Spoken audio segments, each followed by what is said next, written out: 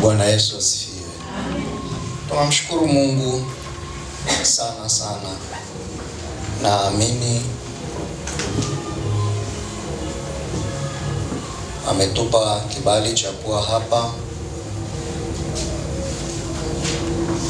Usitoe imani, usitoe macho yako kwa Kristo. Haleluya. Siku ya maombi, usitoe macho yako kwake.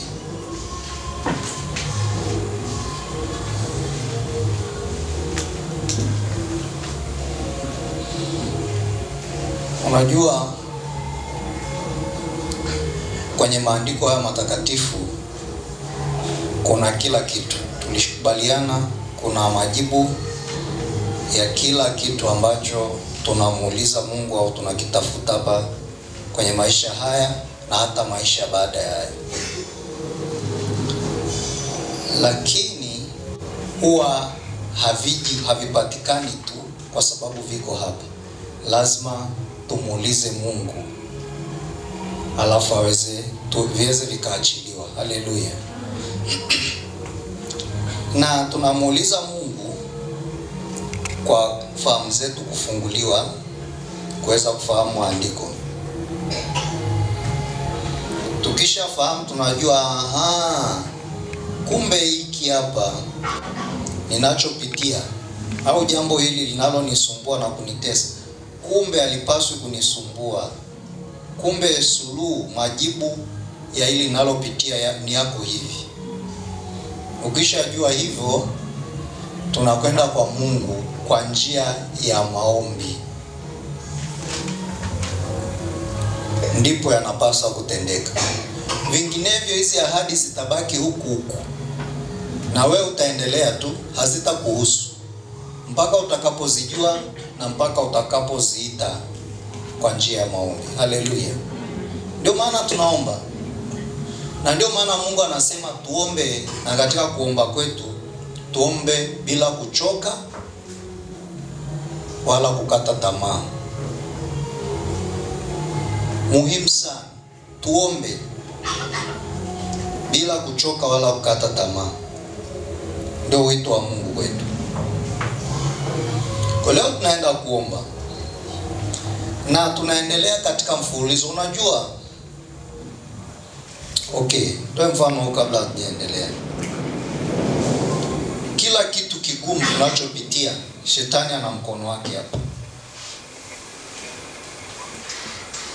Itakusaidia kweli kujua hivyo. Hamna chochote kile, hata kama ukiwa umetembea, hata ukiwa unakuja hapa, kama ulijikwaa mguu wako, usichukulie kawaida. Ujue adui shetani ana nafasi, yani ana mkono wake hapo kwenye wewe kujikwaa mguu wako. Haleluya. Kwa sababu kwa nini ujikwae mguu? Kwa nini usije bila kupata shida yoyote? Ugumu wowote ambao unaupitia au uliwahi kupitia, shetani ana mkono wake hapo.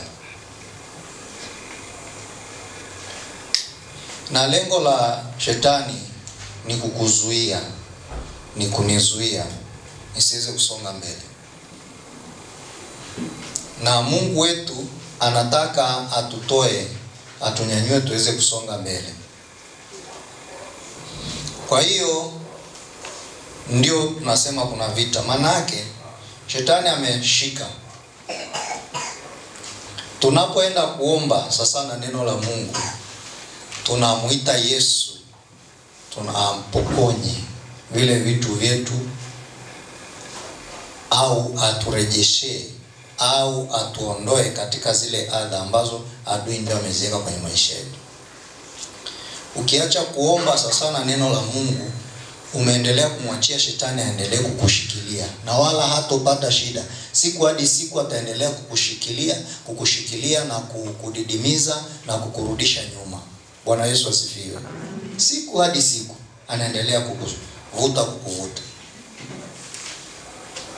Kwa hiyo ndio maana Yesu anasema tuombe kila wakati na tusikate tamaa. Tuombe kila wakati, omba. Kila unachofanya kiombe. na endelea kurudia kuomba. Unaombea afya yako leo, endelea kuiombea kadiri ambavyo, manake unapoomba afya njema, shetani anataka wewe usiwe na afya njema. Kwa hiyo endelea kuombea afya yako njema. Haleluya. Ukikaa kimya, ujue umempa nafasi ya kuidhoofisha afya yako, na wala hamna chochote, hamna yote yule anayepingana naye.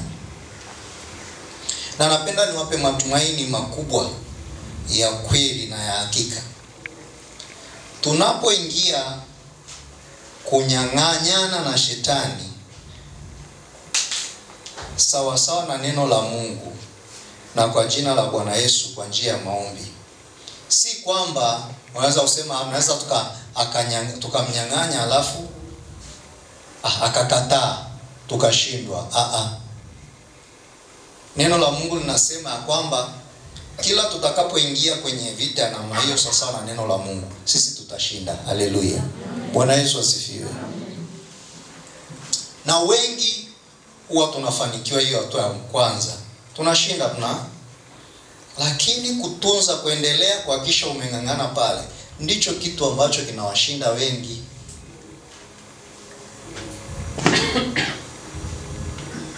Leo tutaenda kuomba, na hivi nitatanguliza neno la linalotangulia kuhusu kufunguliwa kutoka katika roho za familia. Utagundua si kitu kigeni, tumekuwa tukiendelea kuomba lakini kwa namna tofauti. Wiki iliyopita tuliangalia misingi inavyoathiri maisha yetu, au kufanikiwa au kutofanikiwa. Lakini hii misingi inarudi pia huko nyuma, misingi yetu iliyopita.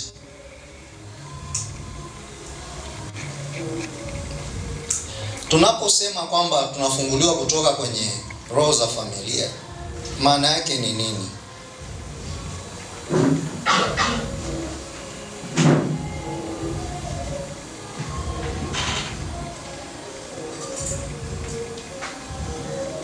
Roho hizi zinaitwa za familia, sio kwa bahati mbaya. Nisema pale wiki iliyopita kwamba kwa sababu ya maisha ambayo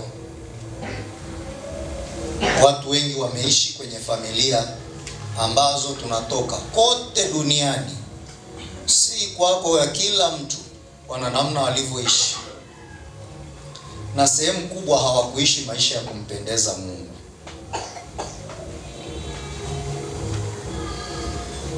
Kumbuka nazungumza hapa, tunataka kufunguliwa kutoka kwenye roho za familia. Sasa familia nyingi huko nyuma, pengine miaka mingi kabla hujawepo, vizazi kadhaa vimepita, inaweza ikawa miaka 100, 200, mingine hata 1000. Sasa ikaendelea kizazi hata kizazi mpaka inakutana na kizazi chako. Hawakuishi maisha ya kumpendeza Mungu.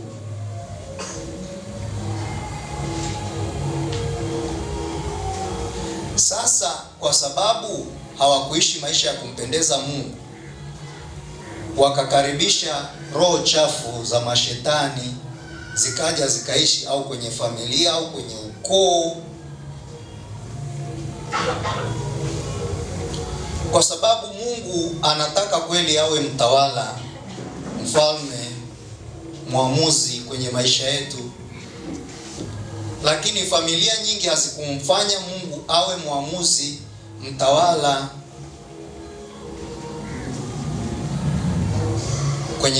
kwenye maisha yao, kwenye familia zile.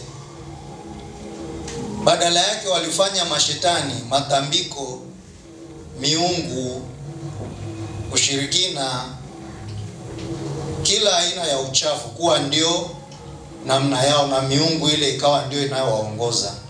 Kwa ile ikakaribisha mashetani, na kwa uhalali kabisa ikawekwa umiliki. Ndio maana unakuta familia tofauti tofauti au koo tofauti tofauti zina miungu yao, nyingine zina majina kabisa. Mungu wa familia ya ukoo anaitwa hivi. Ichunguza utajua, yani zilimilikiwa kwa sababu hiyo ndio miungu ilikuwa inaongoza kule, miungu ya mashetani.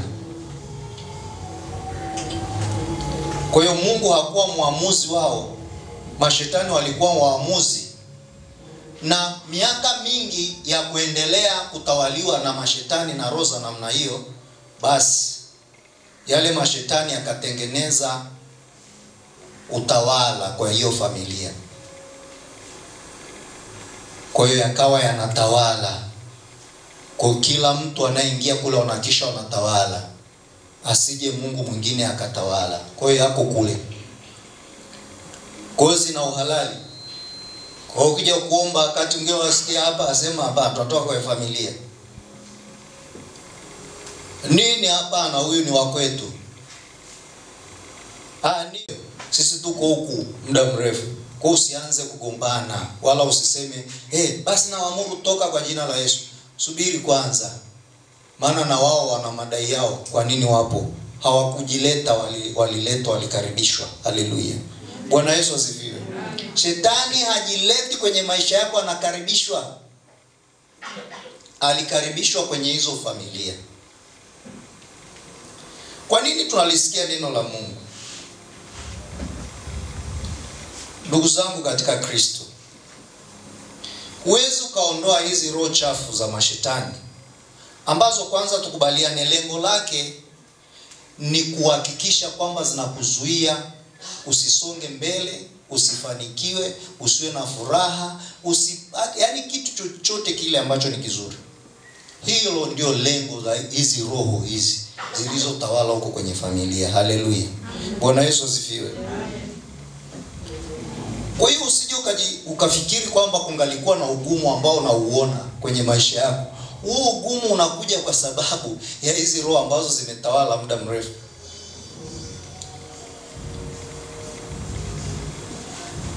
Na kitu ambacho haya mashetani na hizi roho za familia zimefanya muda mrefu ni kuhakikisha kwamba hizi familia hazijui kweli, hazikutani na kweli ya neno la Mungu. Haleluya. Maana shida kubwa hizi roho zikikutana na kweli, najua hapo kuna shida. Maana zilifanikiwa kuingia kwa kuwadanganya hao.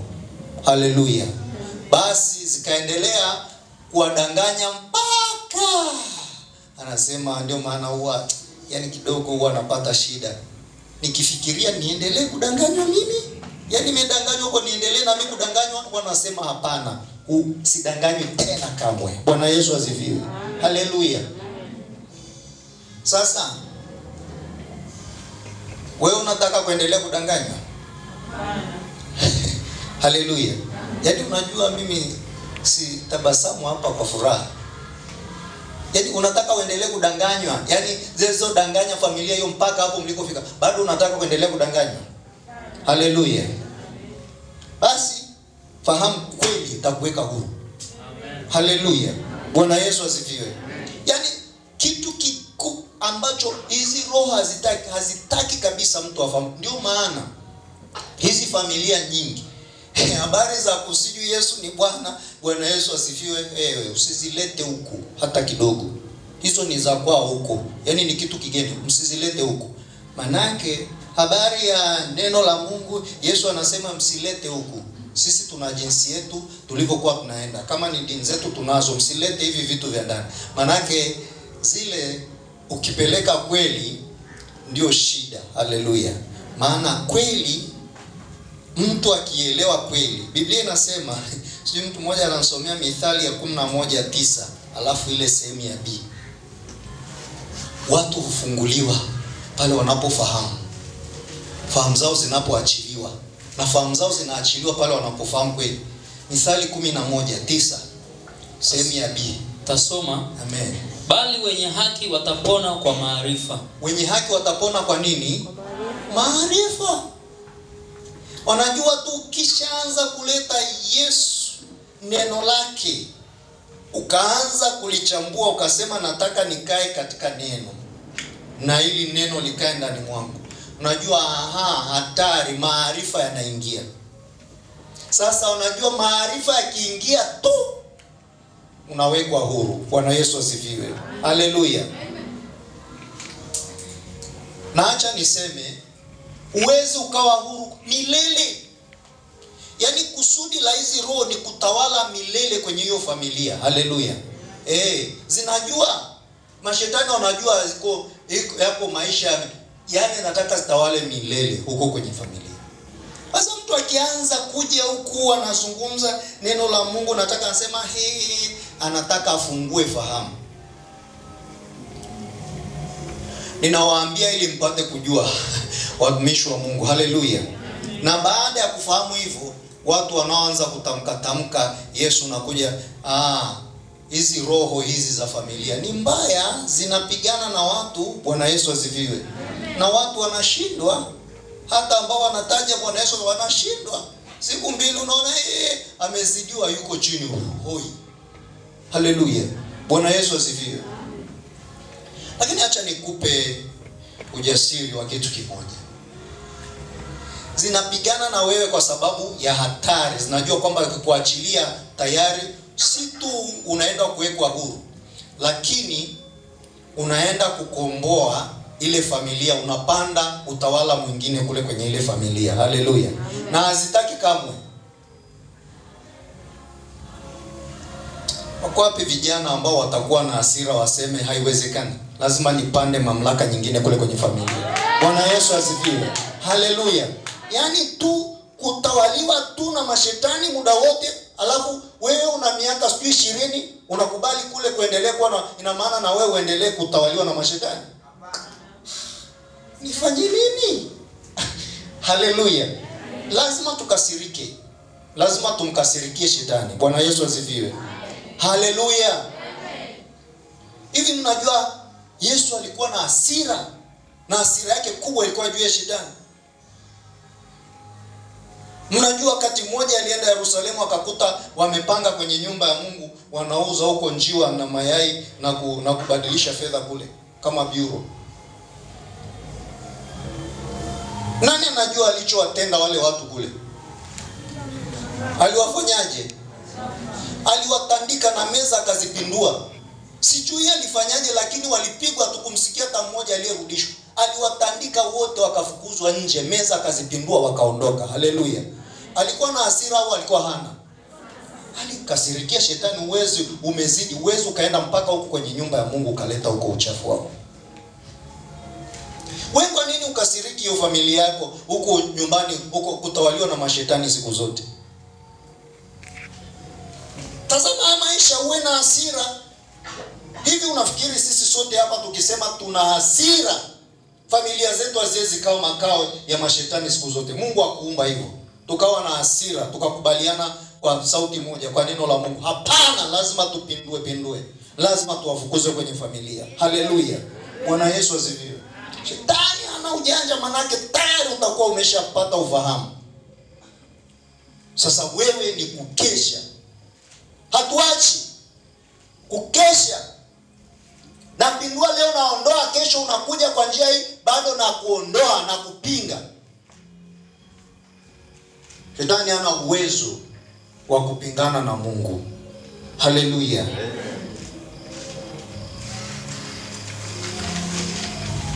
Niliwaeleza, nadhani nilisema hapa kwa juzi, kwa tafakari neno la Mungu likanijia kuniambia kwamba roho, kama roho wa Mungu anakaa ndani mwako mwanangu, wewe haufuati mwili, na kama ufuati mwili unafuata roho. Wewe usiogope. Haleluya. Usiogope. Kwa nini? Mungu anataka tujue ya kwamba unaona kwamba unamtumikia Mungu, ikainuka vita inapigana na wewe, hiki kikaja akiende vizuri. Kama roho wa Mungu anakaa ndani mwako, usiogope. Kile cha mwili hakitakushinda kile unachokiona. Haleluya. Bwana Yesu asifiwe. Kwanza sifuati mwili. Kwa mfano natoka hapa, mtu ananitukana, sihangaiki naye wala siogopi wala simfikiri, maana mimi simfuati yule, namfuata roho. Haleluya. Bwana Yesu asifiwe. Kwa ajili hiyo, kabla hujajua ameshashindwa muda mrefu. Sasa shida ya wengi wanapigana vita hii ya damu na nyama. Hata nitambua amenifanyia hivi, ngoja na mimi nifanye hivi. Umeshakosea. Umefuata mwili. Sisi hatufuati mwili, tunafuata roho. Haleluya. Bwana Yesu asifiwe. Hizi roho hizi. Kwa hiyo unapofahamu neno la Mungu, kwa mfano, Biblia inasema kwenye kitabu kile cha Galatia 3:13 ya kwamba Yesu Kristo yeye alifanyika laana kwa mauti ya msalaba ili sisi tuondolewe laana tupate kubarikiwa.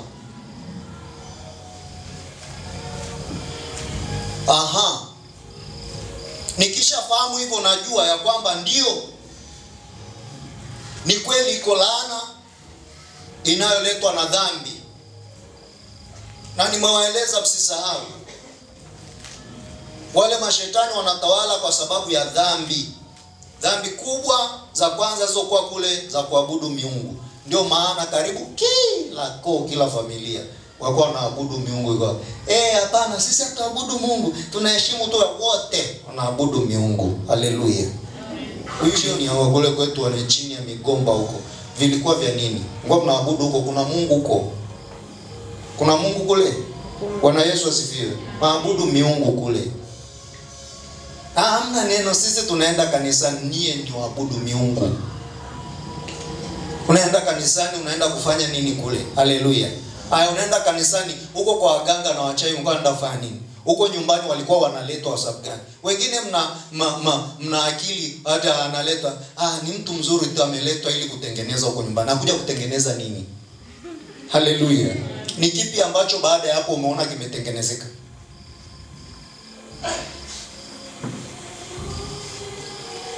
Sijui wengine baadhi yetu sisi kabisa huo wanga na huo uchawi ulikuwa unaishi huko kwenye familia zetu na misingi huko. Yaani walikuwa watu wanakuja kutengenezwa, sio tunakuleta kutengeneza. Na tunaenda kutengeneza au wanakuja kutengenezwa. Haleluya. Bwana Yesu asifiwe. Lakini sikuwahi kuona hata kimoja ambacho hicho walikuwa wanatengenezea watu ambacho kipo huko kwenye familia. Kwa hiyo nini kinakuonyesha hivyo? Shetani alitawala, na kwa ajili hiyo shetani hawezi akakupa kitu chochote kilicho chema. Yeye anaishi kwa janja tu, uongo tu. Hiyo ndio janja yake. Adanganya tu. Kwa hiyo amedanganya wakati wote. Ndio maana nikawa nasema basi hamna neno, amedanganya muda huo wote. Hivi kwa nini mimi na wewe tunaosikia maneno haya bado tuendelee kukubali yaendelee kudanganya? Haleluya. Kwa nini usiwaambie watu wa nyumbani kwa hapa kwa jana yule mmoja tunamuombea akasema huyu tuna hasira naye maana anawaambia kule nyumbani wa nyumbani kwake wataokoka. Ndio waambie kwamba ninyi mnachoabudu huko si sawa na Yesu anawataka. Haleluya. Yaani huo ujumbe wenyewe tu. Sitaki kuambia, nilishawaambia hata Biblia inasema shetani mwenye nguvu. Lakini shetani ni dhaifu. Hasa ukianza kutaja tu habari za Yesu na wokovu. Anaona mtu huyu anachotaka kukifanya sasa hatuwezi kumuelewa. Hata kama ulitania, hakubali utani wa namna hiyo. Maana huo utani ni hatari sana kwake. Bwana Yesu asifiwe. Kuna siku nilitumia neno complacency hapa. Kwa nini unakubali tu kucomply na uongo wa shetani?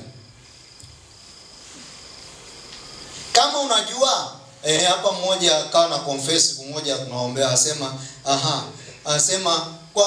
kwa nini sasa akitaka kule wataokoka ni asema mtu akiokoka kule kwenye ule ufalme wanaumia sana, wanapoteza na wanaumia sana. Hivi mlikuwepo kanisani nyinyi? Mlikuwepo?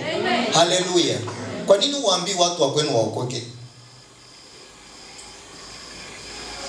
Kama hivyo ndivyo au ni kipi basi leta cha kwako kweli. Kama kile kinachokiriwa hapa sio, leta ambacho ni kweli tufundishe hapa. Ambacho ni mbadala.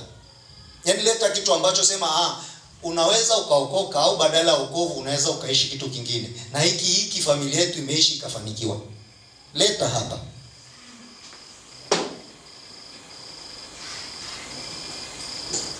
Uongo wa shetani tunaupinga kwa kumkubali Kristo kuwa Bwana na Mwokozi wa maisha yetu na kusema yeye amekuja kutuokoa na sisi tutangangana kwenye huo wokovu wake.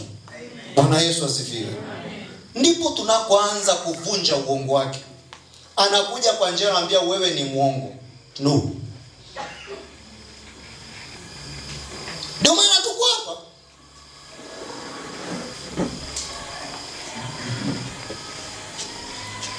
Na ni muhimu tufahamu, maana ufahamu huu ndio unatufungua. Kabla hatujaendelea kupata madhara zaidi, Mungu anatupenda. Naye alisema amemtoa mwanae ili tutakapomsikia, tutakapomwamini, tusipotee, tupate uzima. Haleluya. Anatupenda, tunajua. Shetani ndiye amekuwa na hila akiwa anazuia wakati wote huo. Jana tulizungumza hapa, umri hautusaidii, lakini maamuzi tofauti, maamuzi mapya ndicho kinachotusaidia. Haleluya. Kama wewe ni mdogo kwa umri, kama wewe ni mkubwa kwa umri, haijalishi, lakini maamuzi tofauti ndicho kitu kinachotufanya tusonge mbele. Haleluya. Bwana Yesu asifiwe.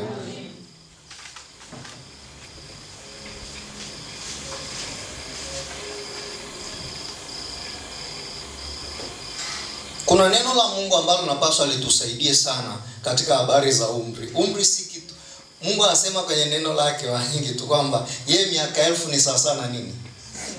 Na siku moja sawa na nini? Hapo habari ya muda na umri una maana kwa Mungu.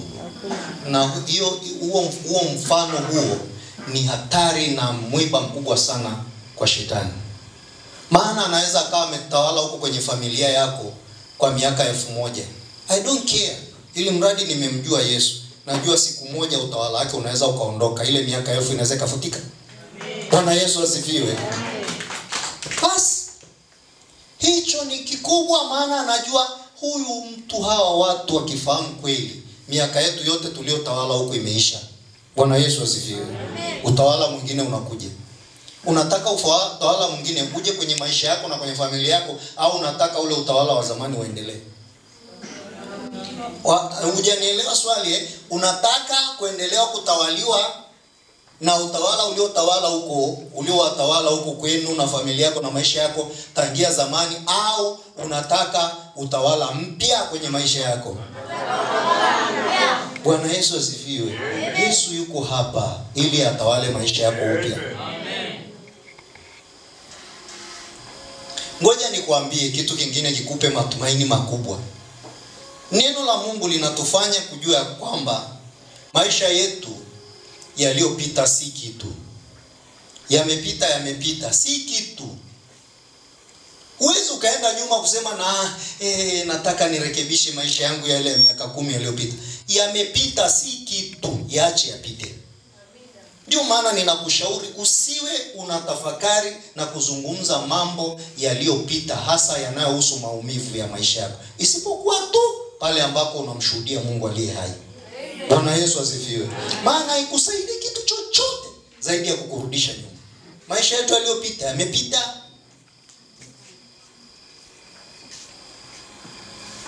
Maisha ulionayo mtumishi wa Mungu ni maisha yako ya sasa. Haya uko nayo hivi, tunayo hapa, halafu na maisha yako ya kesho, ya baadaye. Ndio maisha tulionayo. Hayo shughulika nayo. Haleluya. Shughulika nayo. Yesu anataka ashughulike na maisha yetu ya sasa na yajayo. Yale yaliyopita yamepita, chana nayo, hayana kitu cha kufanya na wewe. Haleluya. Kama uliharibu, kwani utatengeneza kule? Lakini sasa si unaweza ukatengeneza.